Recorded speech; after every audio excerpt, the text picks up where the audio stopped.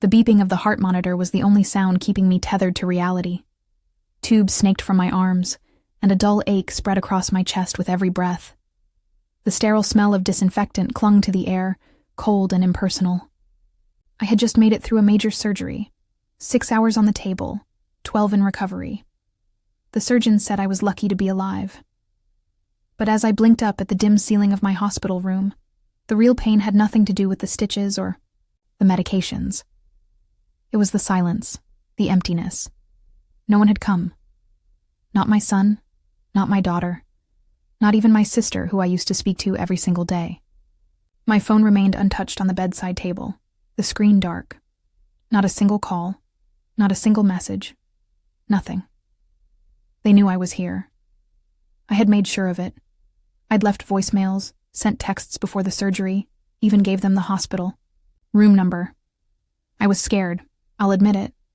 Scared I wouldn't make it, scared to be alone. And yet, alone was exactly how they left me. I waited. 1 day, 2. A week passed. Nurses came and went with polite, professional smiles, but no familiar faces ever walked through that door. Not a flower, not a card, not even a hope you're okay. By the time I was discharged, my chest ached more from the abandonment than the sutures. When I finally got home, struggling to climb the stairs with my walker, there was a stack of unopened mail on my kitchen table. My house was untouched, as though my absence hadn't mattered in the slightest. I collapsed into the living room chair and let the tears fall. I had always been the caretaker, the matriarch, the one who showed up. Birthdays, graduations, even minor breakups. I was there with food, support, and unconditional love. But when it was my turn to need someone, they couldn't be bothered.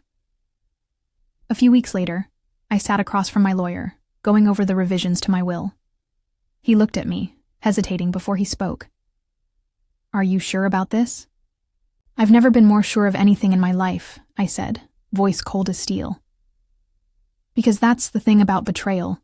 It doesn't always come with shouting matches or slammed doors. Sometimes it's just absence. A phone that never rings. A hospital room that stays empty. But the real punch in the gut. 2 months later, I watched all 3 of them, my son, my daughter, my sister, file into the law office dressed in black, faces pulled into expressions of faux grief. I wasn't even cold in the ground yet, and they were already licking their lips, waiting to hear what I'd left them. The same people who couldn't find a moment to visit me when I was hanging on by a thread suddenly had all the time in the world to sit through a will reading. But oh, I had planned for this. They thought they knew me. They thought I was still the same old pushover, soft-hearted, forgiving, always giving, never asking for anything in return. They were wrong. Dead wrong. I watched their faces change, smiles fading, expressions tightening as the lawyer began to read. Page after page, detail after detail, it unfolded exactly as I had intended. And that, dear reader, is where this story truly begins. You see, betrayal is a quiet kind of death. But revenge is loud. I didn't grow up with much. My parents were factory workers who taught me the value of hard work, sacrifice, and, most of all, family. So when I had my own children, I swore I'd give them everything I never had. And I did. I worked 2 jobs for most of their childhoods, packed lunches with little handwritten notes, showed up for every school play, every parent-teacher conference, even when I had to rush over in scrubs and sore feet. When my sister Marlene's husband left her and she had nowhere to go, I didn't hesitate. I opened up my home. She lived with us for 2 years, rent-free, until she got back on her feet. I lent her money, supported her business, and stood by her side through every breakdown. But the thing about giving people everything is that they start to expect it. Worse, they start to feel entitled to it. My generosity became their baseline. And somewhere along the line, I stopped being a person to them and started being a resource. It started subtly, the way most betrayals do. Missed birthdays. Forgotten calls. My texts started getting one-word replies, or worse, silence. My son Jeremy used to call me every Sunday, like clockwork. After he got that big promotion and moved into the city, the calls slowed to once a month. Then once every few months. Then never. My daughter Elise fared no better. She only ever called when she needed something: babysitting, money for a down payment, help covering a surprise bill. I never said no, even when I wanted to, especially when I couldn't afford to. And Marlene? After she moved out and her business took off, she didn't need me anymore. At least not until she wanted help with the down payment on her new condo. I wrote the check, $10,000, with no contract, no expectation. Just trust. But trust, I've learned, is a dangerous currency. When I collapsed in my kitchen last year, dizzy, breathless, clutching my chest, I thought I was dying. Turns out I was halfway there. A heart condition I never knew I had. Emergency. Surgery. 6 nights in the hospital. And not one of them came. Not even after I got home. Not even when I called. "Oh, I was just so busy, Mom," Elise had said afterward. "You know how things are with the kids." Jeremy texted me 2 weeks later. "Glad you're okay. We'll catch up soon."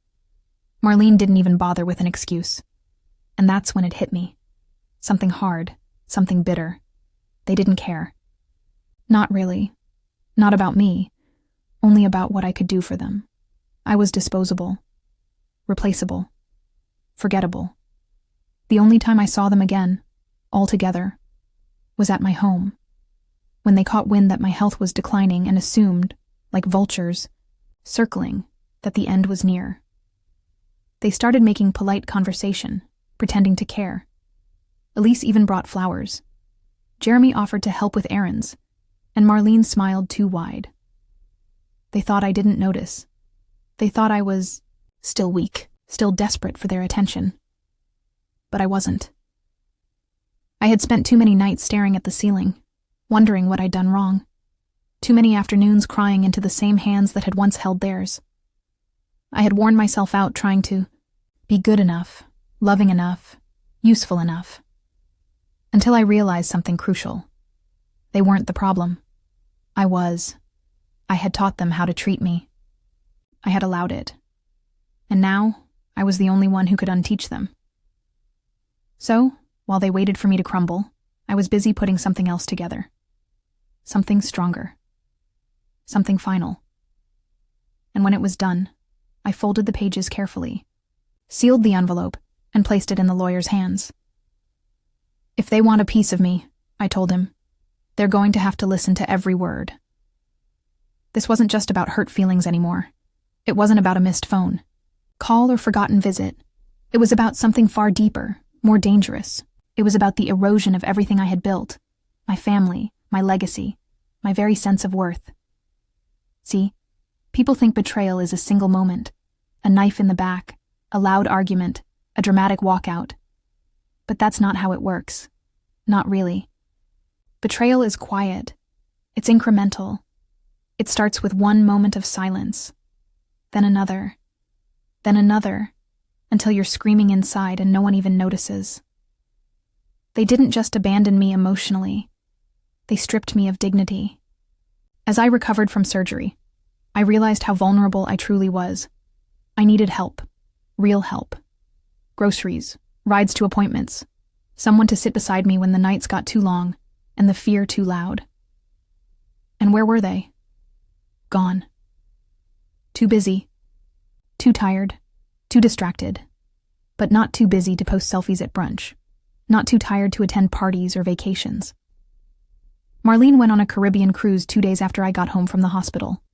Elise hosted a wine night with her friends. The same weekend I had a post-op scare and spent 12 hours in the ER, alone. And Jeremy, he was in Italy. I saw it on Instagram. A full album of sun-drenched villas and cocktails beside infinity pools, all captioned with things like, "Grateful for this beautiful life." Not once did he message me while I was recovering. What did all of this mean? It meant I had poured decades of my life into people who never planned to pour anything back.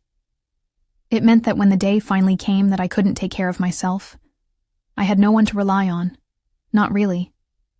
It meant that everything I had worked so hard for, every dollar saved, every sacrifice made, was at risk of ending up in the hands of people who didn't love me. Not truly. Not in the ways that matter. You don't realize how much you've been carrying until you fall, and no one offers to pick you up. And I had carried them all. Their debts, their emotions, their problems. I had excused bad behavior under the guise of family loyalty. I had stayed silent when they dismissed me, disrespected me, discarded me. I told myself it would change, that they would grow up, that I had to be patient. But patience is no substitute for respect. And love, without respect, that's just manipulation dressed up in pretty. There's something shattering about seeing your own blood, your own flesh, look right through you like you're furniture in a room they've outgrown. And worse still, watching them circle like hyenas, sniffing for what's theirs the moment. They think your time is up. That will reading. Oh, I knew they'd come. I knew the second I closed my eyes for good, they'd crawl out of their holes and dust off their fake tears. Because if there's one thing they cared about more than me, it was money. They assumed they'd get it all. They assumed I hadn't changed a thing. They assumed wrong. You see, it wasn't about revenge for the sake of being petty. This was about justice. It was about ensuring that my legacy, the life I worked for, bled for, wouldn't become their next entitlement. I didn't want my hard-earned estate to fund Jeremy's third luxury car, or Elise's overpriced yoga retreats, or Marlene's next flashy renovation. I wanted it to mean something. I wanted it to go to the people who were there. The nurse, who held my hand during the worst of the pain. The neighbor who brought groceries every week without being asked. The charity that gave free rides to medical appointments when no one else would. They deserved it. Not because of blood, because of loyalty, because of love, because they showed up. And that's what this story is really about. Not revenge for the sake of vengeance, but karma served cold, in silence, with receipts. They thought I'd die quietly. They thought they'd win by default. But they forgot one very important thing. I always finish what I start. I didn't get angry. Not in the way they expected. There were no screaming voicemails, no dramatic ultimatums, just silence, just distance. While they carried on with their lives, blissfully unaware, I was making quiet moves in the background. It started with my will. I'd had one in place for years, basic, traditional, the kind you make when you assume your children will grow into decent adults. Everything split evenly, house, savings, investments. It was simple. Too simple. But now, it needed teeth. My lawyer, Mr. Ridley, had been handling my affairs for nearly a decade. A cautious man, always by the book, but even he raised his eyebrows when I showed him the new distribution. "You're sure about this?" he asked, tapping the edge of the legal pad. "Absolutely." We went over every detail. I removed Jeremy, Elise, and Marlene from the primary asset list. Instead, I left small, symbolic amounts. Amounts that would make a point, not a profit. Jeremy would get the old recliner in the basement, the one he always said was an eyesore I should throw away. Along with it, a $1 and a letter. Elise would receive my worn-out recipe box. She used to complain about how my cooking was too old-fashioned, so I figured it was poetic. Marlene would inherit a framed photo of us from when she first moved in with me, taken before things soured. A reminder, not a reward. But the real plan, the part that made me smile as I recovered in silence, was what I did with the rest. I set up a scholarship fund in my name at the local community college, dedicated to single mothers returning to school. I left a significant amount to the nurse, Angela, who sat with me during my darkest nights in the hospital and treated me like a human being, not just a chart. I donated a portion to Meals on Wheels, the very organization that showed up when my own family didn't. I wrote them a letter too, explaining why it mattered. And the house? That went to my neighbor Sam, a widower in his 60s, who shoveled my driveway after the snowstorm, brought soup when I couldn't get out of bed, and never asked for a thing in return. But I didn't stop there. Rewriting a will is one thing. But I wanted them to hear it. I wanted them to sit in that room, expecting a payout, wearing those practiced expressions of grief, and be served with truth instead. So, I recorded a message. Nothing flashy. Just me, sitting in my living room, calm and collected. "I know why you're here," I began, looking directly into the camera. "You weren't here when it mattered, but you're here now. You came for what you thought you were owed. Let me explain why you're leaving empty-handed." I went on to list the moments they failed, not out of bitterness, but out of clarity. I talked about the silence, the absence, the way they made me feel like a burden when I needed help the most. I ended the video with a smile. I hope this serves as a reminder that people remember how you treat them when they're at their lowest. That's when character shows. And if you're watching this, well, yours did. Mr. Ridley agreed to play the video during the official reading. And just to ensure there were no legal loopholes, I attached everything with an airtight no contest clause.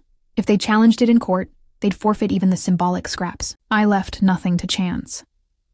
Because this wasn't about being vindictive. It was about taking control. About leaving behind something that actually mattered. Something honest. Something intentional. They had taken for granted the woman I used to be. The giver. The fixer. The quiet one. But the woman they overlooked in that hospital bed, she was gone. And the one who replaced her? She was ready. There's a quiet power in planning while others underestimate you. While they went on with their lives, making assumptions, I moved like a shadow, carefully, deliberately, and always a step ahead. I started by documenting everything. Not just legal paperwork, but personal receipts too. The unanswered texts. The ignored calls. The dates and times I reached out. I printed copies and kept a journal. Not out of pettiness, but clarity. Because memory fades, but paper doesn't lie. Then I requested my full hospital records. Every surgery note, every post-op follow-up, even the admission log from the emergency room. It sounds excessive, maybe, but I wanted a clear, undeniable picture of just how serious my condition had been. I wanted to remember, not just for them, but for me. Proof that I hadn't imagined the silence, that it really was as bad as I remembered. I reviewed my finances next, line by line. I traced every loan I'd ever given Marlene, every transfer I'd sent to Elise, every short-term deposit into Jeremy's business that somehow never came back. I wrote it all down, with dates, amounts, and descriptions. Decades of quiet, giving, laid bare in black and white. Once I had it all, I met with Mr. Ridley again. We drafted airtight clauses. No wiggle room, no he said, she said. If any of them tried to contest the will, they'd receive nothing. If they tried to challenge the trusts, the funds would be redirected to backup charities. I wasn't going to let them bully their way into anything. I also made sure the real beneficiaries knew what was coming. I invited Angela, the nurse, for coffee one afternoon. She cried when I told her. "No one's ever done something like this for me," she said. "You did something for me," I told her. "You showed up." Same with Sam, my neighbor. I handed him a sealed envelope with instructions for Mr. Ridley. He tried to refuse it. I didn't do any of that expecting. "I know," I said. "That's why you're getting it." I made a spreadsheet, a file folder, a backup folder. I wasn't taking any chances. And then, finally, I turned to my children and sister. Not directly, but digitally. I changed the locks to the house. I updated my power of attorney. I removed them from my emergency contact list at the hospital. I took control back, piece by piece. The final step was setting the date for the will reading. Mr. Ridley scheduled it for the week following my funeral. Invitations were sent. Formal, elegant, with their names printed in gold lettering. No one refused. They were curious, eager, maybe even smug. I imagine they told themselves it was guilt that brought them back, that they'd come to honor my memory. But deep down, I think they knew. I think some part of them felt the shift, like the air had changed and they were no longer in control. That's the thing about people who manipulate with silence. They never expect the quiet ones to strike back, but I wasn't looking for a fight. I was looking for closure. I wasn't going to yell or argue. I wasn't going to try to make them understand. Because they wouldn't. Not really. Not in the ways that mattered. What I wanted, what I planned, was to show them the cost of their absence, to make them sit with it, hear it, feel it. That's what justice looks like sometimes. Not in grand gestures, but in uncomfortable silences and truths spoken plainly. The pieces were in place. The records documented. The beneficiaries secured. The video cued. Everything was ready. And when they walked into that room expecting a payday, what they got was something else entirely. A reckoning. The conference room was quiet. Too quiet. Jeremy sat near the window, legs crossed, dressed like he'd just come from some executive boardroom. Elise wore black like it was a costume. Marlene arrived last, reeking of too much perfume and entitlement. None of them looked particularly sad. A few forced sighs. Elise dabbed the corner of her eye with a tissue that stayed suspiciously dry. They weren't mourning. They were waiting. Mr. Ridley stood at the head of the long mahogany table, fingers steepled, his expression unreadable. "Thank you all for coming," he said.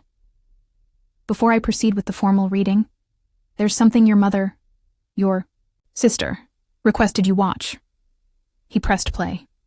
The screen on the wall flickered to life. There I was, sitting in my favorite armchair, calm and collected. I wore a navy sweater, pearls around my neck. My hands were folded neatly in my lap. "I know why you're here," I said, looking directly into the camera. "You came for what you think you're owed. But let me explain something. Inheritance isn't about obligation. It's about intention. And I no longer intend to reward absence." Jeremy shifted in his seat. I continued. "You weren't there when I needed you. You weren't there in the hospital. You weren't there when I came home. You weren't even there when I called. I gave everything I had to this family, my time, my money, my love. And when I needed just a fraction of that in return, silence." Elise looked down. Marlene's jaw clenched. "I want you to know that I didn't make these decisions out of anger," I said. "I made them out of clarity. This isn't punishment, it's recognition. The people who will benefit from my estate are the ones who showed up, the ones who gave, even when they didn't have to, the ones who didn't ask what I could do for them, but asked how I was doing. They're the ones carrying my legacy forward." The screen went black. Silence. Then Mr. Ridley began reading the will aloud. "To my son Jeremy, I leave the leather recliner in the basement and a $1. May it remind you of everything you ignored while chasing more." Jeremy's face flushed. "What the hell is this?" "To my daughter Elise, I leave my recipe box, the one you always found so outdated. May it teach you that love is often found in the little things you once dismissed." Elise's lip trembled, but she said nothing. "To my sister Marlene, I leave the photo of us during better times. May it serve as a mirror, not a memory." Marlene stood up. "Is this a joke? You can't be serious." "Oh, I assure you," Ridley said calmly. "She was very serious." He continued, detailing the full extent of the new will. The scholarship fund, the donation to Meals on Wheels, the full ownership of the house going to Sam, the cash sum and investment account gifted to Angela, all with names, documents, and sealed letters of thanks. "You've got to be kidding me," Jeremy muttered. "She's giving it all to strangers?" Mr. Ridley looked at him, unblinking. "No. She gave it to the people who were family in action, even if not in blood." And then came the final clause. Should any of the original heirs contest, their share will be forfeited in full and immediately redistributed to secondary beneficiaries. Jeremy opened his mouth, then closed it. Marlene swore under her breath and stormed out. Elise sat quietly, eyes glistening, but with guilt or regret, I'll never know. And just like that, it was done. Everything I had feared, that they'd walk all over me even after I was gone, never came to pass. Instead, I got the last word. Not in anger, not in rage, but in truth. That's the power of closure. It doesn't always come in dramatic confrontations or screaming matches. Sometimes it comes in calm declarations and decisions made with a clear mind and a steady hand. My story didn't end with heartbreak. It ended with justice, with love rewarded, with absence exposed. And as they walked away empty-handed, perhaps, for the first time, they were forced to see me, not as a wallet or a fallback plan, but as a person, a woman who gave, and then finally stopped.